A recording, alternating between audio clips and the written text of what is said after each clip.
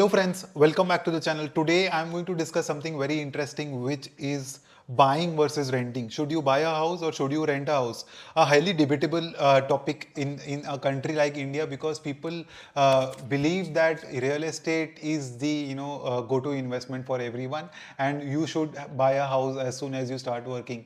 So I am going to share my thoughts on it, and I have both opinions. So you will think that he's not giving me a straight answer, because there is no straight answer. But trust me, once you completely watch this video till the end, you will figure out how to think about it, right? Because giving you the framework is more important. So buying versus renting, straight line answer: do not buy your house in 20s. Okay, I would not do that for a simple reason, is that we are living in such a world, okay, where technology is changing every year. We don't want to do the same job for 10 years. Okay, we may want to switch cities, right? Then you may get your job, you may even change your job in same city, or you may relocate to another part of the world. So what's going to happen is, in your 20s, you don't really know where you're going to settle down, what kind of work you're going to do for the longer term. Give me my example, right? I started with a job as an auditor, but now I'm into financial advisory business, which is completely different, right? So you may also be doing completely different. Take my wife's example. She was an auditor. She is now doing both full-time yoga teaching and audit. She may in future do full-time yoga as well. So you don't really know what's going to happen in future, because so that's why being certain that I'm going to do this for the next 10-15 years, and I'm going to do it in the same city, is very important. So, and also another thing is that if you buy your house in your 20s, right, in your 20s you are not earning much money. You should see my video on savings, saving money as a 22-year-old, which I have done. I have spoken at length why it makes sense to save money in your 20s. But if you think, take for example, you buy a 50 lakh rupees house and 40 lakh rupees is the down payment, most of your income is going to go towards EMI payments. You'll not be able to make any sort of other discretionary expenses or save. You may have to think twice before even taking a break from your job. You may have to think twice before traveling for leisure, right? Because you will not have surplus money in your 20s, because you're not earning a lot of money. Okay, if you're lucky, you are starting with an annual salary of 30-40 lakh rupees, then it's a different case. But even in those cases, you buy a house of 3 crore rupees, then you will still be in a similar situation, right? So this is one thing, right? In your 20s, you don't really know where you are going to, what you're going to do in your life, and where you're going to settle down. So ideally, a good time to even think about buying a house would be in your 30s, after you are married and after you have had one child, if you want to have children, right? Again, this is not a certain path for everyone. Whatever path you choose in life, ideally the idea is that you should know what you're going to do in life and where you're going to settle down. With that idea in mind, you should buy a house. I am still living in my parents' house. I don't really want to buy a house, because I don't know what I want to do after 10 years, if I really want to live in the same city after 10 years or not. That's why I'm not going to buy a house. And buying a house today is mathematically also does not make sense. Now moving on, what else? So one thing is that in your 20s you don't really have enough surplus to pay the EMIs. That is one thing. Second thing is that you will not be able to uh, figure out where you are going to stay for the next 10-15 years. Then why do you want to restrict your freedom? Say you buy a house, okay, then lot of things get restricted. You are tied to the same city where you bought the house, number one.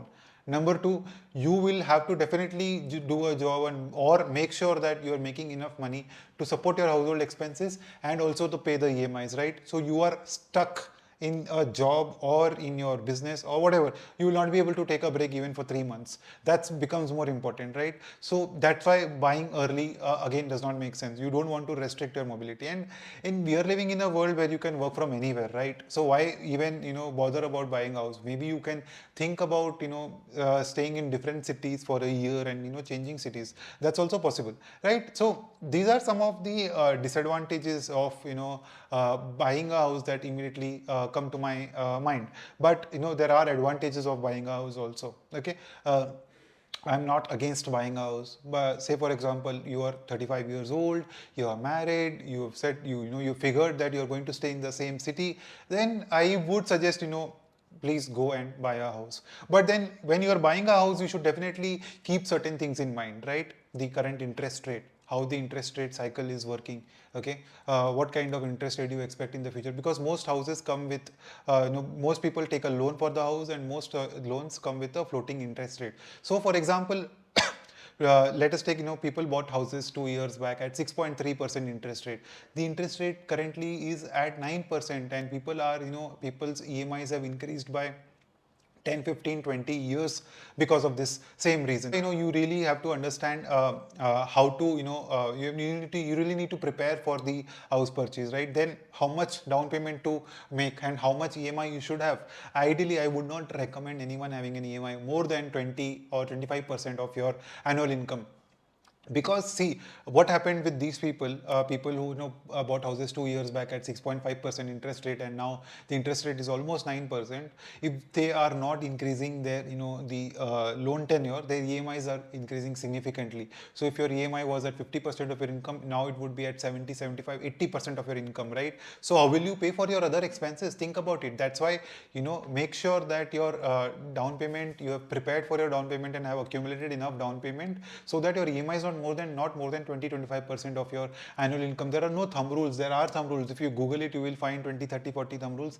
Those are all useless, to be very honest. I would follow a rule wherein I would pay the maximum money for the house in down payment and keep my loan minimum extent possible. One more thing I would do is buy the house in joint name. So for me and my spouse would buy it together so that we could take the tax benefits that are available for home loans. All right. Outside of that, one more thing you should consider is that buy a house only if it does not impact your other financial goals. Okay. So what are some of the most important financial goals? Do not buy a house if you think that buying a house will push your retirement away by 5-10 years. Okay. And by 5-10 years, I mean from the age of 60 to 70. Okay. Or if you think that you will not be able to meet your kids' education goal requirements. So buying a house only makes sense when you have enough surplus income available to meet the other goals also. Or you buy a house, cheaper house, so that you can accommodate everything. So that's why a lot of planning goes into this. That's why this is one of the things that we as advisors discuss the most with our clients, and there is a lot of debate, and a lot of times we enter into debates with our clients because they have to understand the mathematics behind it, and the challenges that come, because right now a lot of people are suffering because of increased EMIs, right? So do not make that mistake. But the disadvantages of renting are obviously there, right? Most landlords are not good. They trouble people a lot. You have to be very lucky to stay in one house as a tenant for 10 years. So that is one of the biggest challenges, because this is not your house, so you cannot modify it according to your wishes. It will always be as per the wishes of the landlord. So this is the biggest challenge that I see in not having your own house. So I'm not against buying your house. I think everyone should own a house if they really know that they are going to live in the house for the next 20 years.